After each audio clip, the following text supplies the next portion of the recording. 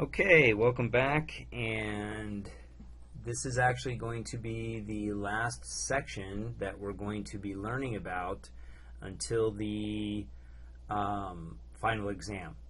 Okay, so this section here, 5.5, is going to be on excuse me, solving quadratic equations, and this will be included on exam number 3. Okay, so section 5.5 is solving quadratic equations. Alright? And the technique that we're going to use to solve quadratic equations is going to be factoring. Now, notice the key word here is equations, right? So, remember in the last section, last few sections, we learned a lot of factoring techniques, right?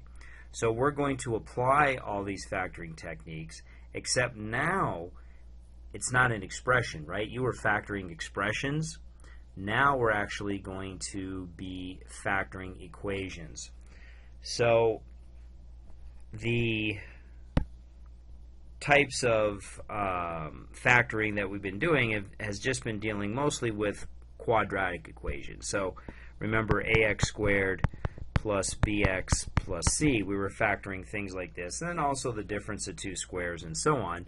But most of the time we were factoring something like this, except now what happens is that this expression, the ax squared plus bx plus c, is going to be equal to 0. So now we have an equation. All right? So this is the format that we wanted in to solve. Okay? So, for example, it might be, minus 3x squared plus 2x minus 4 equals to 0. Or it might be x squared minus 4 equals 0, right? A whole bunch of different scenarios, but the main thing is that there's an equal sign. Okay, that's the bottom line here. Okay, it becomes an equation as soon as we put in that equal sign, right? So the first thing that I want to talk about is going to be the zero factor property. All right? And as all that is that if A and B are real numbers and if A times B, so AB, equals 0, then A equals 0 or B equals 0. Okay?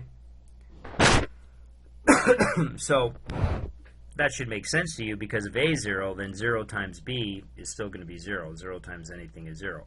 Or if B is 0, then A times 0 equals 0. All right?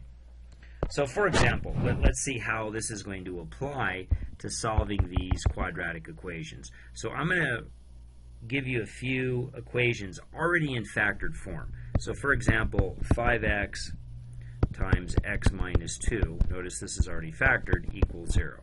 All right?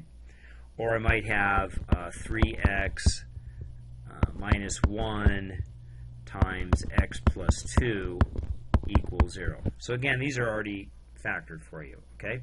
So if you look at this 5x as like the A and this x minus 2 like the B, then we're going to set each one of these factors equal to 0. So, well, let's set 5x equals 0, and then x minus 2 equals 0, right? So then if you already know how to solve these, okay, well, to solve for the first one, we're going to divide each side by 5, right? Okay, so we end up with x equals 0, because 0 divided by 5 is just 0. So there's one solution, okay? And then, of course, we add 2 to both sides here, right? And we end up getting x equals 2. Okay? Now, one thing I want you to notice we're dealing with a quadratic equation here, right? Second degree, because if we multiplied these two out, you would get an x squared term. In fact, you'd get 5x squared, right? So anytime you have a quadratic, okay, a second degree polynomial, you're always going to get two answers. And here's my two answers. If it happens to be a third degree polynomial, then you're going to get three answers. If it's a fourth degree polynomial, you're going to get four answers. All right? So let's take a look at this one. Again, here's the a part and here's the b part. So it says we need to set a equal to 0 or b equal to 0. Okay? So we get 3x minus 1 equals 0, and then x plus 2 equals 0. So here I'm going to add the 1 to the other side. Just add 1, right? So we get 3x equals 1. Divide each side by 3. Excuse me, and we get x equals 1/3. All right? Or we'll get this other answer. We add 2 to both sides, or subtract 2 from both sides. Okay? So we end up with x equals -2. Right there. Okay? And that's what we're going to be doing.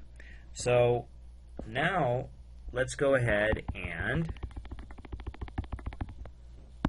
give you some problems that aren't even factored. Okay? So this will be a good review. We'll try to do each one of the types of problems that you've learned about.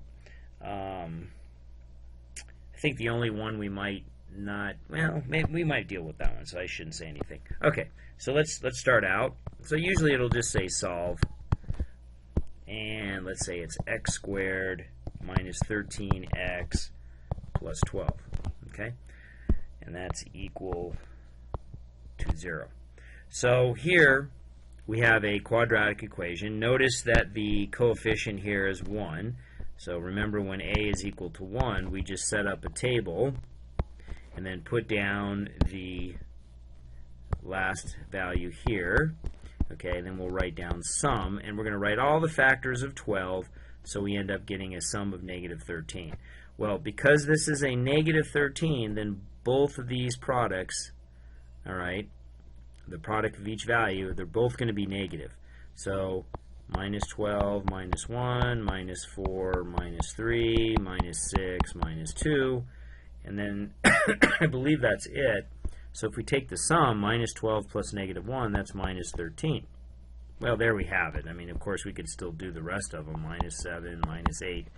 But the one that works is right here, right? Because this -13 is that -13. So we know we're going to use, the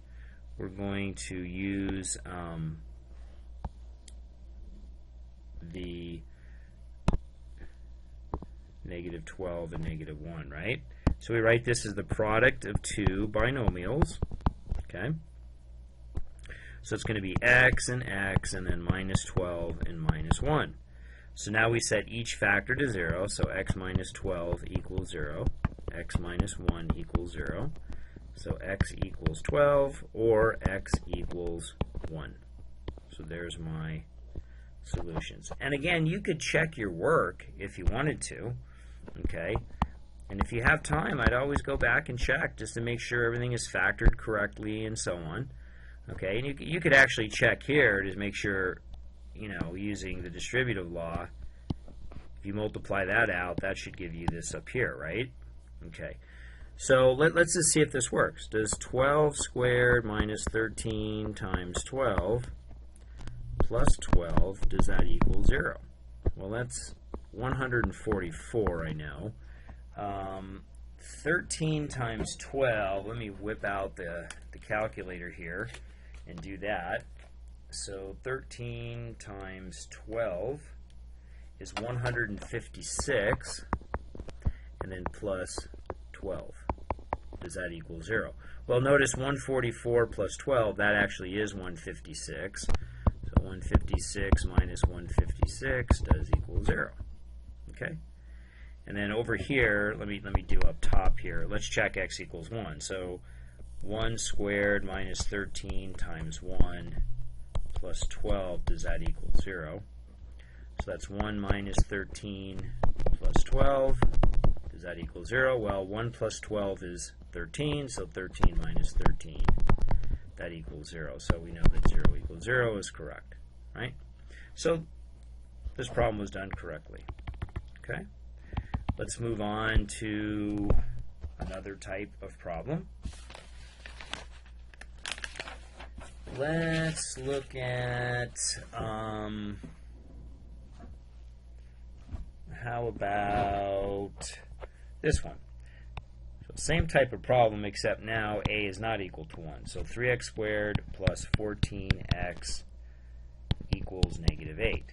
All right. Well, it doesn't quite look at the form, look like the form equal to 0, right? So all we're going to do is bring this negative 8 to the other side. Okay.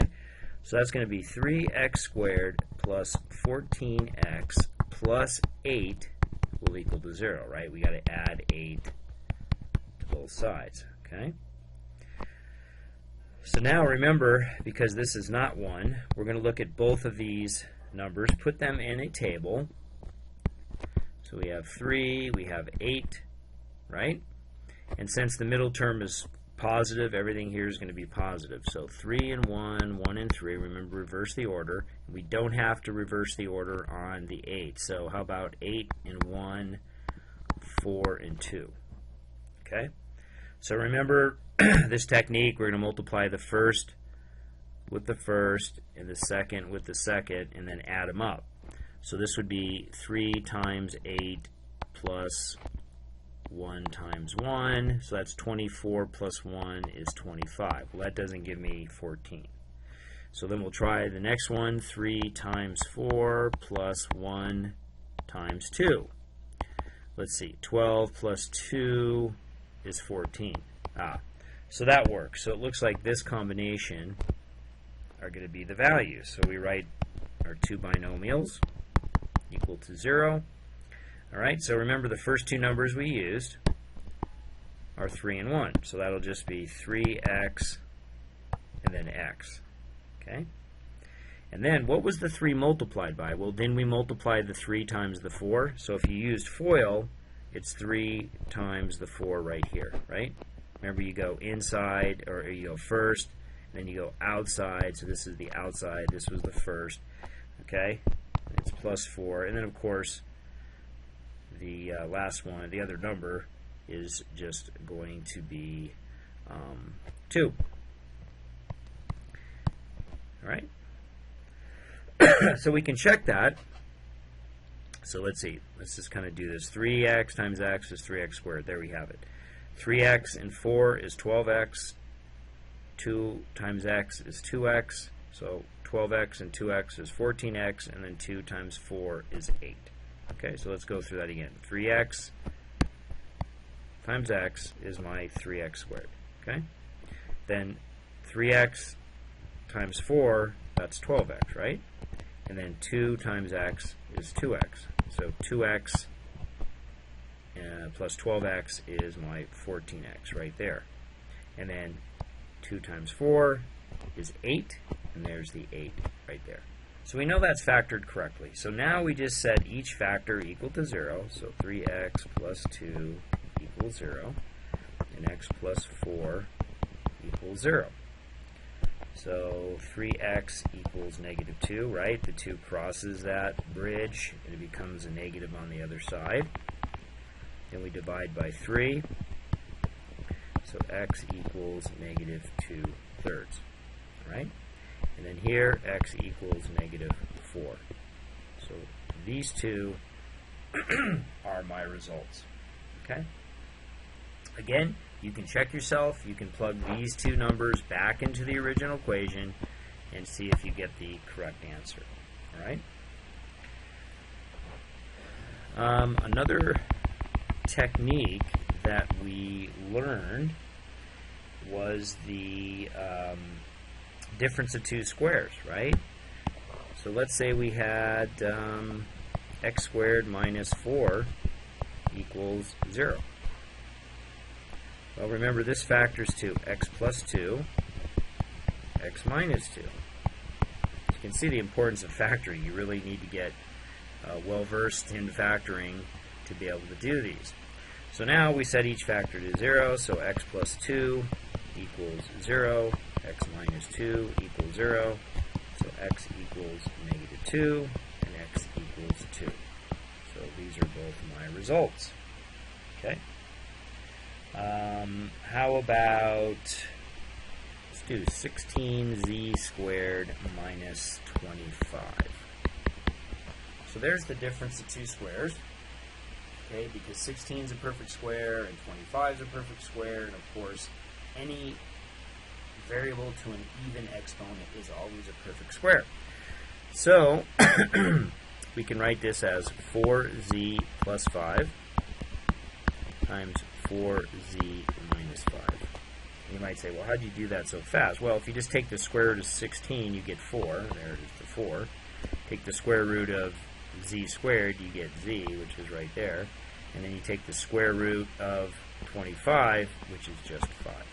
Okay, so you know it's going to be 4z plus 5 and then 4z minus 5.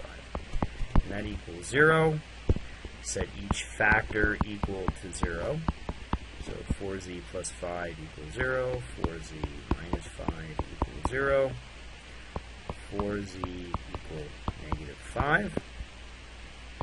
4z equals 5.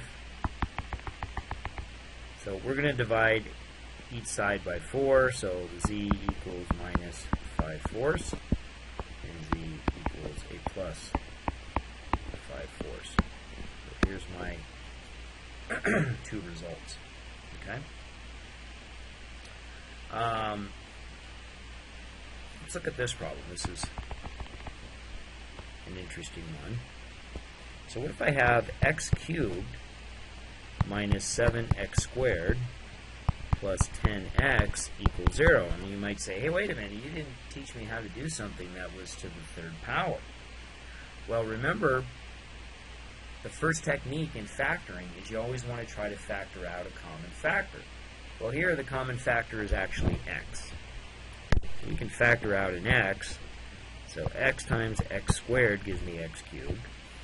X times minus 7x gives me a minus 7x squared. Plus 10 times x is 10x, and that equals 0, right? So now this might be able to be factored. So let's try that. So we know this is the type where we're going to make a table, put the value of 10 down, write sum. Remember, because the a value is 1 here, right? So let's see. And also the middle term is negative. So I know that the 10 has to be written as the product of two negative values. So minus 10, minus 1, minus 5, minus 2. And that's it. So if you take the sum, that's minus 11 and minus 7. Of course, it's the minus 7 is what we want, right? So then this is going to be x times two binomials equals to 0. So it's x minus 5, x minus 2. So now we have three products here, right? Well, that's okay. That means that the first product could equal 0, the second product could equal 0, or the third product could equal 0. So you're just going to go x equals 0, x minus 5 equals 0, and x minus 2 equals 0. So this is already one of my solutions. So x equals 5, that's my second solution. And then x equals 2 is my third solution. So something I want you to notice, what degree polynomial was this? It was a third degree, right? Third degree polynomial. So remember I said earlier, a third degree polynomial will have how many solutions? 3 solutions. And here they are. Here's the 3 solutions, right? Okay. Another special type of problem that we dealt with, okay, was a perfect square trinomial. So let's put h squared plus 2h plus 1 equals 0. Okay. Now again, if you didn't notice this was a perfect square trinomial, you could go factoring it, the normal way. Use a table and go from there. But if you noticed, if I take the square root of h squared, I get h, right? If I take the square root of 1, I get 1. And remember, you multiply these two together, so 1 times h is h, and then you double it, so you multiply by 2, and guess what? This here is what we have there. So this is actually a perfect square trinomial. So that just factors to a binomial squared, right? And that value is just going to go here, h. This one is going to go here, 1. And the sign in the middle is plus, so it's a plus here. So in other words, this plus sign is the same as this plus sign right there. Okay? And that equals 0. So now, what we could do is we can just set this equal to 0. So h plus 1 equals 0. So h equals negative 1. Now you might say to yourself, well, this was a quadratic. Shouldn't I get two answers? Well, you actually do. Because I could write this as h plus 1 times h plus 1 equals 0, right? So you get actually h equals, or h plus 1 equals 0, then you get h plus 1 equals 0, and you get h equals negative 1, and h equals negative 1, right? So you have negative 1, the same answer, twice. You just don't need to list it, okay? Later on, when you get to a higher level mathematics, you'll learn that this is called a multiplicity, okay? So for now, you would just say h is equal to negative 1, all right? There was another type of problem that I wanted to do. Let me see if I can find it. Yeah, it's this one here. So, what if I had something like this? Let's do a multivariable polynomial. Let's say I had ab squared minus 4a plus 3b squared minus 12 equals 0. Okay? So remember, for 4 terms, you want to try grouping. Okay? So I'm just going to see if grouping these two together, the first two, and then the second two, these two together, right? Excuse me. So, if we do that, what's the common factor out of here? Well, it looks like the only common factor is an a. So that's a times b squared minus 4, right? Because a times b squared is ab squared. A times minus 4 is minus 4a, right? Now what's the common factor out of the 3b squared minus 12? Well, it looks like just a 3. So I'm going to put plus 3, and that's going to be b squared minus 4, because minus 4 times 3 is negative 12. And that looks good because here we have b squared minus 4 and b squared minus 4. Alright? So remember then, we say, okay, well, what's the common factor now? Well, of course, you can see the common factor is b squared minus 4. So I'll write down b squared minus 4. Okay? And then you just have another binomial, and it's going to be a and then 3, right? That's plus. So that equals 0. Okay? So we still need to solve this, so we set each factor to 0. So b squared minus 4 equals 0, or a plus 3 equals 0. So this here is the difference of two squares, right? So this is going to be b plus 2, b minus 2 equals 0. Let's finish solving it. So b plus 2 equals 0, b minus 2 equals 0. So b equals negative 2, and b equals 2. Alright, so there's my solutions here. And we still have a plus 3 equals 0, so it's going to be a equals negative 3. So this is my other solution right there. So for this multivariable polynomial, we had 4 terms. We used factoring by grouping, and we ended up with these three solutions. Okay?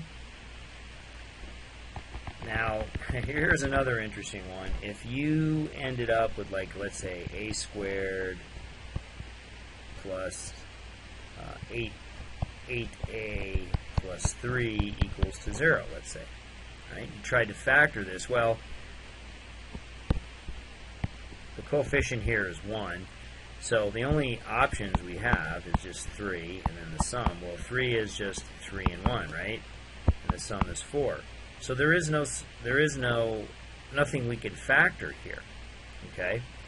So this is actually prime.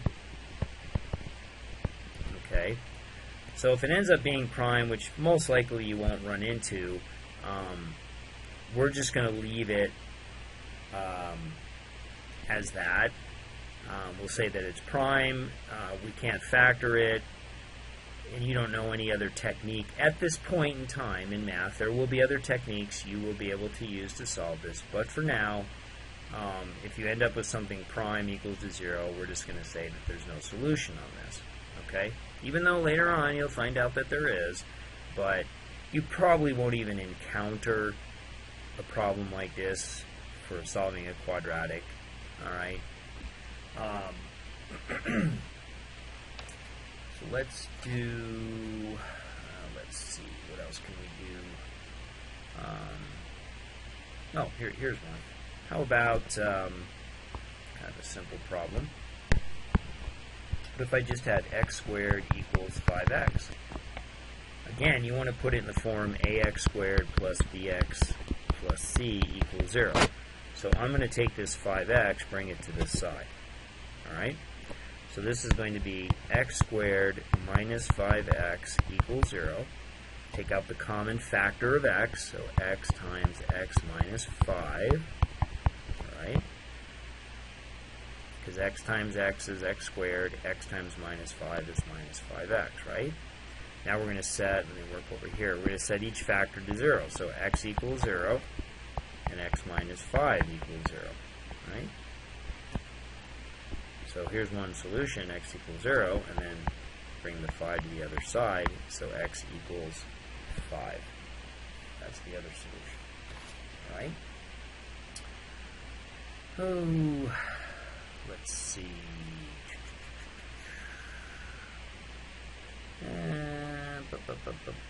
Let's see.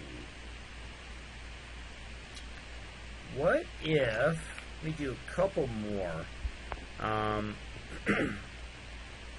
What if you had something like this? X cubed plus 7x squared equals x squared minus 9x. Alright? You'd be like, oh boy, no, what do I do here? Well, again, let's bring everything to one side. So bring this over here, bring this over here. Right? So basically I'm subtracting an x squared and I'm adding a 9x. Subtract an x squared and add a 9x. Okay? So we have x cubed plus 7x squared minus x squared and plus 9x then equals 0. Alright? Any like terms we can combine? Yes, we can combine these two. So it's x cubed plus 6x squared plus 9x equals 0.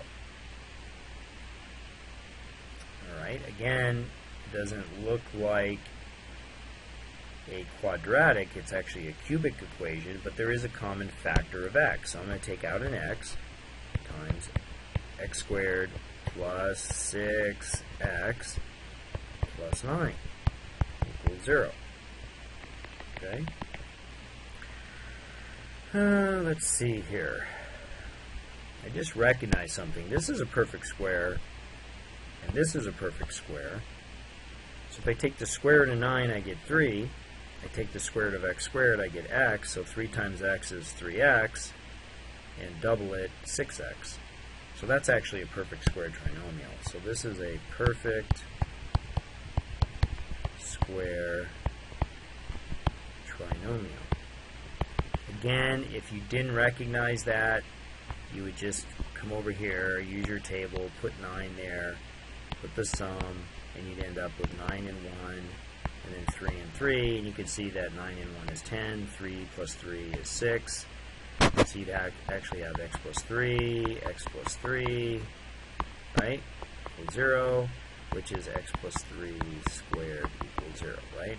That's what it's going to lead to. So, we have x times our x plus 3 squared. Okay, how did I get that? Without using the table, remember we took the square root of x squared, we get x. Take the square root of 9, we get 3, right? And then we took 3 times x is 3x, and remember we doubled it, and you get 6x, and that's that. So we know that we have a perfect square trinomial, so this value of x goes here, this value of 3 goes right here, and then this plus sign goes right there. Okay? Equals 0. So we have x equals 0, our 0 factor property, x plus 3 equals 0, so x equals negative 3, one solution and 2 solutions. So again, you might say, hey, wait a minute, there's 2 solutions here, but a cubic means there should be 3. Remember, this is actually repeated, right? It's really negative 3 twice, okay? Usually you only list it just once, though, all right? Let me see. Let's do one more. It's a little bit different than maybe what you're used to. What if you had something like this, like x plus 3 squared equals 2x minus 1 squared? You'd be like, how in the heck do I solve that? Well, let's expand this out, okay? Remember, this is a binomial squared, so let's use that pattern I taught you. We square the first, we get x squared. We multiply these two together, so 3 times x, or x times 3 is 3x. Double it, 3x becomes 6x, so it's going to be plus 6x. And then you square the last, so you square 3, and 3 squared is 9. Okay? So I'm going to do that over here. We're going to square the first, so we're going to square 2x, so you get 4x squared. Then we're going to multiply 2x times minus 1, so we get minus 2x, right? Then we double it, so that's minus 4x. So it's minus 4x here. Then we square the last term, so minus 1 squared is actually a positive 1. Okay? Alright, so now what we do is we simplify. We're going to bring everything to one side. So I'm going to bring this over here. I'm going to bring this over here, and I'm going to bring this over here. Okay? So I'll have 0 equals 4x squared minus 4x plus 1. Now remember, everything on the left side went to the right side, so we changed the sign. So it's minus x squared, it's a minus 6x, and it's a minus 9. Okay?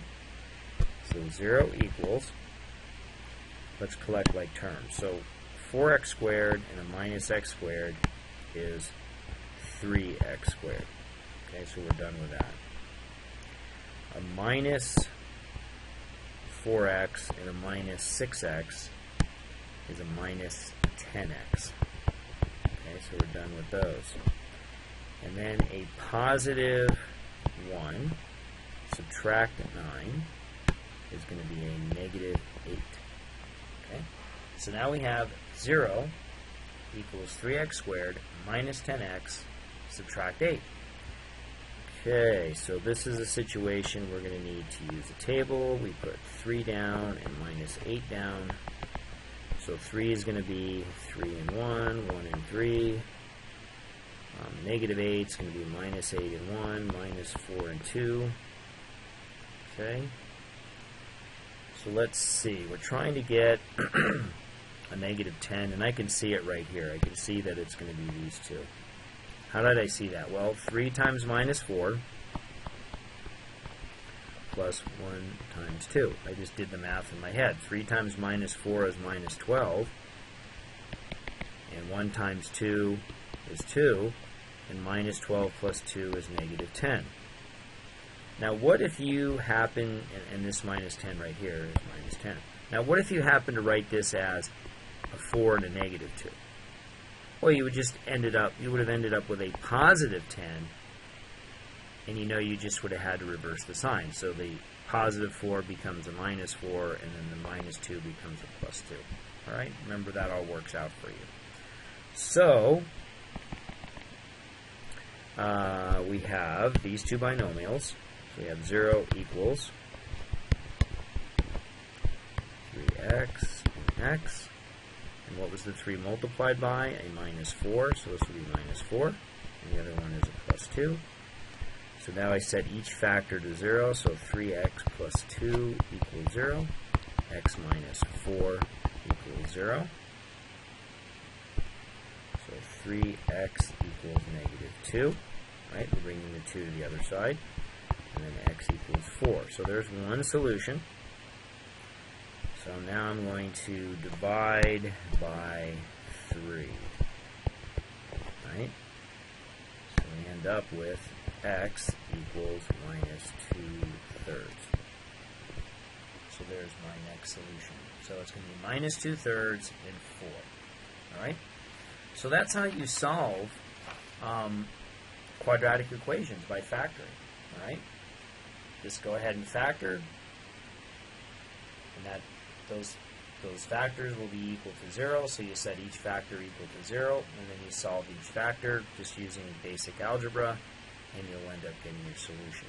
I'd recommend always checking your factoring. Make sure you factored it correctly. Okay? And most likely, if you factored it correctly, it's easy to solve each individual factor setting equal to 0. So most likely you will get the problem correct. If you really wanted to check yourself, then you can plug your solutions back into the original equation and make sure you get an equality, like 0 equals 0. Okay? Alright, so that actually ends the last section, okay, before exam number 3. Alright? Okay, so exam number 3 is on chapters 4 and 5. Okay? Alright.